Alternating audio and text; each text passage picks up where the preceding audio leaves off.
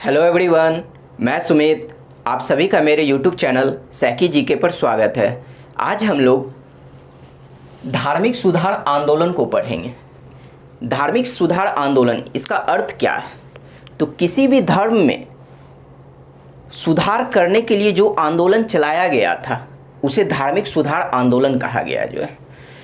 तो अब सवाल यह उठता है कि धार्मिक सुधार आंदोलन जो है चलाने का रीज़न क्या था, क्या वजह रहा होगा कि यह आंदोलन चलाया गया था।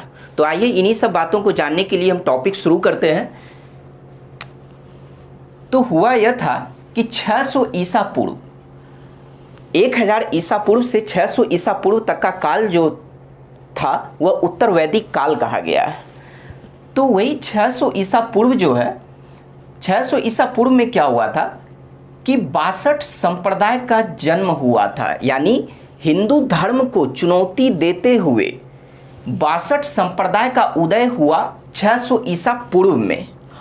और यह जो 62 संप्रदाय थे यह सभी के सभी नास्तिक संप्रदाय थे। यह सभी के सभी जो थे नास्तिक संप्रदाय थे।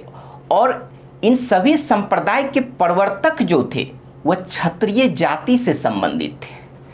तो यहाँ पे एक पॉइंट है कि यह जो 600 ईसा पूर्व में हिंदू धर्म को चुनौती देते हुए 62 संप्रदाय का जो उदय हुआ वह सभी के सभी नास्तिक संप्रदाय थे। और इन संप्रदाय के प्रवर्तक जो थे वह क्षत्रिय जाति से संबंधित थे।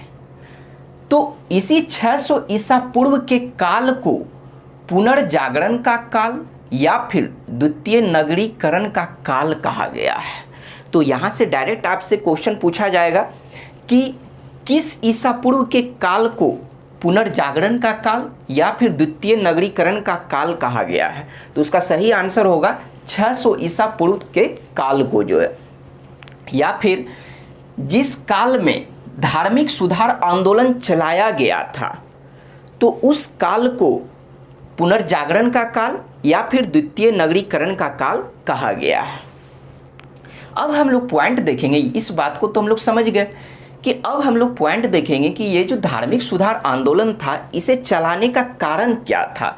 तो इसे चलाने के कारण को हम लोग देखते हैं कि इसके कारण में फर्स्ट पॉइंट है कि सामाजिक कारण। अब देखते हैं कि सामाजिक कारण में जो है क्या क्या कारण रहा होगा जो है। तो सबसे फर्स्ट है वर्ण व्यवस्था। यह वर्ण व्यवस्था क्या था कि जब हम लोग वैदिक सभ्यता के अंतर्गत ऋग वैदिक काल को पढ़े थे तो ऋग वैदिक काल में वर्ण व्यवस्था जो है 4 भागों में विभाजित किया गया था। तो वह जो विभाजन हुआ था वह कर्म के आधार पर हुआ था। कर्म के आधार पर जो है वर्ण व्यवस्था को 4 भागों में बांटा गया था, ब्राह्मण, क्षत्रिय, वैश्य और शूद्र। लेकिन जैसे ही हम लोग ऋग वैदिक काल से उत्तर वैदिक काल की ओर बढ़े तो क्या हुआ कि यही वर्ण व्यवस्था कर्म के आधार पर विभाजित ना होकर अब जन्म के आधार पर कह सकते हैं या फिर जाति के आधार पर कह सकते हैं। यानी जन्म के आधार पर या फिर जाति के आधार पर अब इसका विभाजन हो गया था उत्तर वैदिक काल में जो है।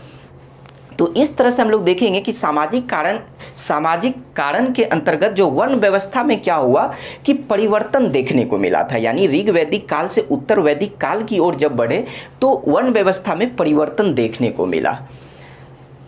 नेक्स्ट क्या है सामाजिक कारण में कि छुआछूत और भेदभाव का जो है मतलब एक तरह से जन्म हो गया था। जैसे ही हम लोग ऋग वैदिक काल से उत्तर वैदिक काल की ओर बढ़े तो वर्ण व्यवस्था जो कि बांटा गया था तो उसमें से उच्च वर्ण के लोग निम्न वर्ण के लोगों के साथ जो है छुआछूत भेदभाव की भावना को जन्म देने लगे थे। नेक्स्ट पॉइंट क्या है कि महिलाओं की स्थिति में गिरावट। तो महिलाओं की स्थिति में गिरावट को हम लोग समझते हैं कि जब हम लोग ऋग वैदिक काल में देखे थे कि वहाँ पर महिलाओं की स्थिति सबसे अच्छी मानी गई थी। यह क्वेश्चन भी बनता है कि महिलाओं की स्थिति सबसे अच्छी किस काल में थी, तो वह ऋग वैदिक काल में थी। तो कैसे सबसे अच्छी थी? तो ऋग वैदिक काल में क्या था कि महिला जो थी वह सभा एवं समिति में भाग ले सकती थी। पिता के संपत्ति में जो है उसे अधिकार दिया जाता था, यानी पुत्र के समान जो है महिलाओं को भी जो है अधिकार प्राप्त था जो है। और ऋग्वैदिक काल में क्या था कि यह लोग जो है मतलब महिला जो थी वेद के मंत्रों की रचना कर सकती थी। तो इस तरह से हम लोग देखेंगे कि वहाँ पर महिलाओं की स्थिति ऋग वैदिक काल में जो है सबसे अच्छी थी। वहाँ पर क्या होता था कि लड़कियों का उपनयन संस्कार किया जाता था, लेकिन जैसे ही हम लोग ऋग वैदिक काल से उत्तर वैदिक काल की ओर आए तो महिलाओं की स्थिति में गिरावट देखने को मिली। वह कैसे? तो अब क्या था उत्तर वैदिक काल में कि लड़कियों का जो है उपनयन संस्कार पर जो है प्रतिबंध लगा दिया गया। महिलाएं सभा एवं समिति में भाग नहीं ले सकती थी। महिला को जो है, जो कि ऋग वैदिक काल में पिता के संपत्ति में जो है पुत्र के समान अधिकार प्राप्त था, वह उत्तर वैदिक काल में अब समाप्त हो चुका था जो है। तो इस तरह से हम लोग देख सकते हैं कि महिलाओं की स्थिति में जो है क्या हुआ था, गिरावट आना शुरू हो चुका था जो है। तो इन्हीं सारे सामाजिक कारणों के वजह से हम लोग कह सकते हैं कि जैसे ही 600 ईसा पूर्व की ओर बढ़े तो इन्हीं सामाजिक कारणों के वजह से जो है धार्मिक सुधार आंदोलन को चलाया गया था, या फिर धार्मिक सुधार आंदोलन का जन्म हुआ था, या फिर धार्मिक सुधार आंदोलन का उदय हुआ था जो है। ठीक है, तो अब हम लोग नेक्स्ट रीजन को समझते हैं कि धार्मिक सुधार आंदोलन को चलाने का जो और रीजन जो रहा होगा, तो वह नेक्स्ट रीजन क्या था? तो नेक्स्ट रीजन है कि धार्मिक कारण। हम लोग देखे थे कि ऋग वैदिक काल से उत्तर वैदिक काल की ओर जब बढ़े थे तो धर्म के क्षेत्र में भी काफ़ी परिवर्तन देखने को मिला था। वह परिवर्तन कैसा था? तो देखते हैं कि क्या हुआ था कि धर्म के क्षेत्र में अंधविश्वास फैलने लगा था, या फिर कह सकते हैं कि अंधविश्वास को फैलाया जाने लगा था। तो यह अंधविश्वास किसने फैलाया था?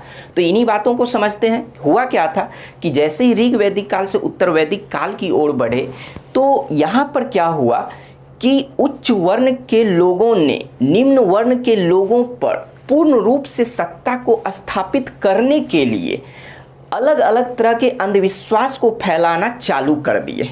उच्च वर्ण के लोग कहने का मतलब जैसे ब्राह्मण और क्षत्रिय, निम्न वर्ण के लोग कहने का मतलब यह हुआ कि वैश्य और शूद्र। तो इन लोगों पर, यानी इन नीचे के जो दो वर्ण थे, इन पर पूर्ण रूप से सत्ता स्थापित करने के लिए ये लोग जो है अलग अलग तरह के भ्रांतियां को फैलाना चालू कर दिए थे। ऐसा भी कहा गया है कि यहाँ पे इस तरह का अंधविश्वास को फैलाया गया था कि अगर ब्राह्मण वर्ग के लोग जो है, यानी ब्राह्मण वर्ण के लोगों के अलावा अगर वैदिक मंत्रों का जो है अगर कोई भी पाठ करता है, किसी भी वर्ण के लोग जो है, या फिर वैदिक मंत्रों का जो है गलत उच्चारण किया जाता है किसी भी वर्ण के द्वारा जो है ब्राह्मण वर्ण को छोड़कर, तो उस वर्ण के लोगों को नरक की प्राप्ति होगी। इस तरह के भी अंधविश्वास को फैलाया जाने लगा था। तो इस तरह से हम लोग कह सकते हैं कि यहाँ धार्मिक कारण में जो है क्या हुआ कि धीरे धीरे जैसे ही हम लोग उत्तर वैदिक काल की ओर बढ़ने लगे थे तो धर्म के क्षेत्र में अंधविश्वास को फैलाना चालू कर दिया गया था। नेक्स्ट पॉइंट है धार्मिक कारण में कि धार्मिक अनुष्ठान का जो है बहुत अधिक खर्चीला होना।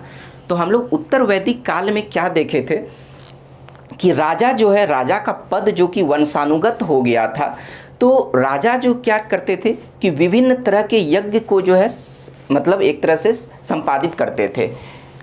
तो यहाँ पे क्या हुआ कि जैसे कि उसमें से विभिन्न तरह के यज्ञ थे जिसमें कि प्रमुख था रास्यु यज्ञ, अश्वमेघ यज्ञ, वाजपेयी यज्ञ। तो इस तरह का यज्ञ जो था क्या था कि बहुत ज़्यादा खर्चीला हो चुका था। रास्यु यज्ञ में क्या होता था कि इस यज्ञ को कराने वाले पुरोहित को जो है 2,40,000 गाय दान में दिया जाता था। तो इस तरह से हम लोग कह सकते हैं, इसी आधार पे हम लोग कह सकते हैं कि उत्तर वैदिक काल में जो है धार्मिक अनुष्ठान जो है बहुत अधिक खर्चीला हो चुका था, जो कि साधारण लोगों के लिए इस तरह का यज्ञ करवाना आसान नहीं था। ठीक है, प्लस एक बात और भी यहाँ पर था कि यहाँ पे राजा को जो है एक तरह से यह माना गया है कि राजा में जो है देवत्व का जो है निवास होता है। इस तरह का भी जो है बातों को जो यहाँ पर देखने को मिला था जो है। ठीक है, नेक्स्ट पॉइंट है इसके अंतर्गत कि पुरोहितों का वर्चस्व। तो जब रास्यु यज्ञ करवाने पर जो है पुरोहित को 2,40,000 गाय दान में दिया जाता था। तो इस तरह से हम लोग कह सकते थे कि उस काल में, यानी उत्तर वैदिक काल में जो है पुरोहितों का वर्चस्व हो चुका था। ठीक है, तो इन्हीं धार्मिक कारण के अंतर्गत जो है निम्न वर्ण के जो दो वर्ण थे यानी वैश्य और शूद्रों की स्थिति में जो है सुधार करने के लिए जो है धार्मिक सुधार आंदोलन को चलाया गया, या फिर हम कह सकते हैं कि इन्हीं सारे धार्मिक कारणों की वजह से जो है धार्मिक सुधार आंदोलन का जन्म हुआ था। अब हम लोग धार्मिक सुधार आंदोलन के कारण को तो देख लिए, लेकिन अब हम लोग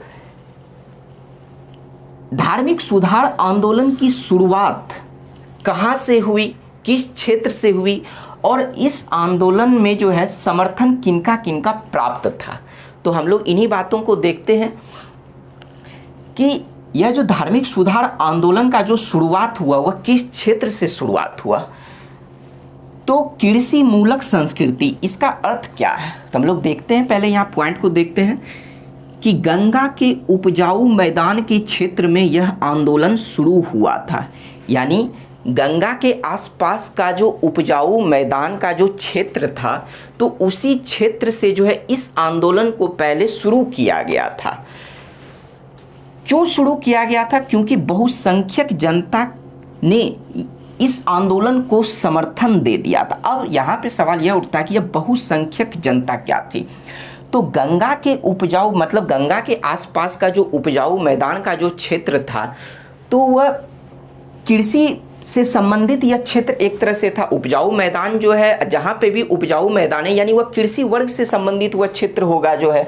तो कृषि वर्ग के लोगों के द्वारा जो है बहुसंख्यक जनता कहने का मतलब यहाँ यह हुआ कि यहाँ पर कृषि वर्ग के लोग ज़्यादा हुआ करते थे, यानी किसान वर्ग के लोग जो है वह ज़्यादा हुआ करते थे। तो बहुसंख्यक जनता ने यानी किसान वर्ग के लोगों का संख्या यहाँ पर बहुत अधिक था, तो इन्हीं लोगों ने जो है इस आंदोलन को जो है अपना समर्थन दे दिया था।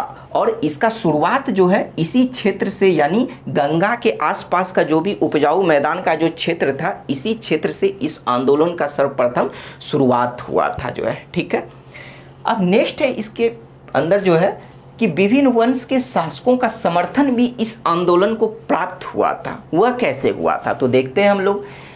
तो यहाँ पर हम लोग देखेंगे कि सिक्कों और लोहे के औजार के प्रयोग से वाणिज्य व्यापार तथा कृषि के क्षेत्र में वृद्धि हुआ था।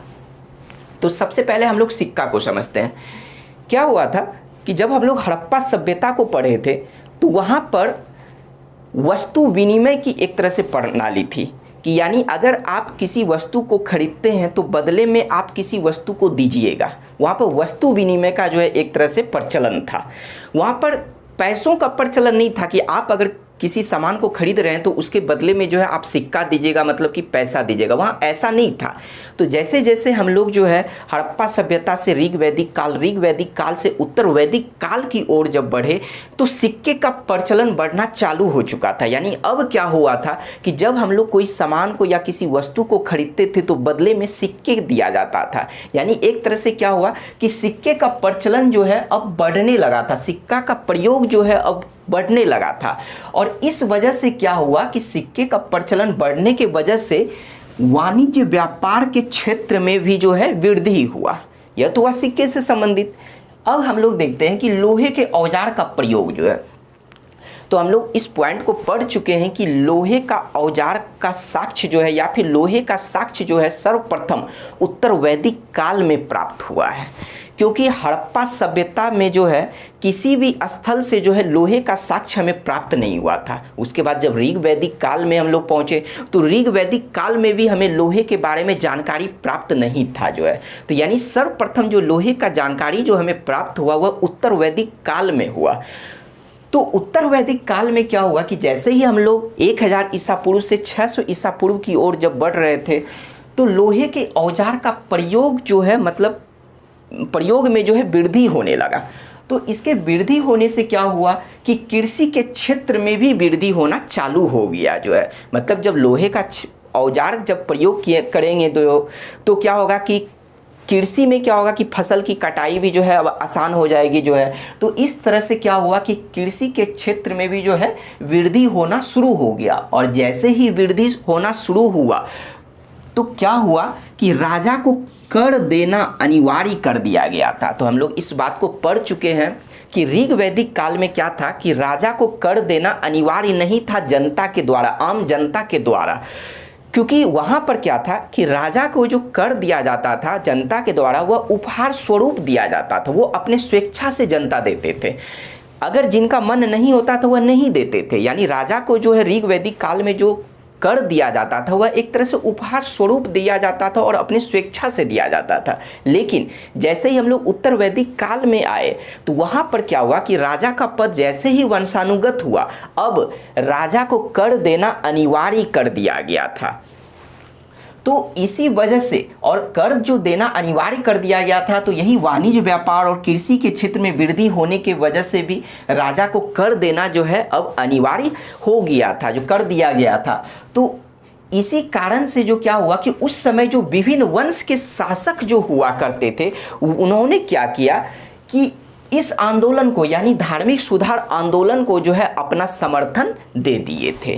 तो इस तरह से हम लोग देख चुके हैं कि धार्मिक सुधार आंदोलन को चलाने का रीजन क्या रहा था, धार्मिक सुधार आंदोलन का शुरुआत जो है किन क्षेत्रों से किया गया था, धार्मिक सुधार आंदोलन को जो समर्थन किन किन लोगों का प्राप्त था।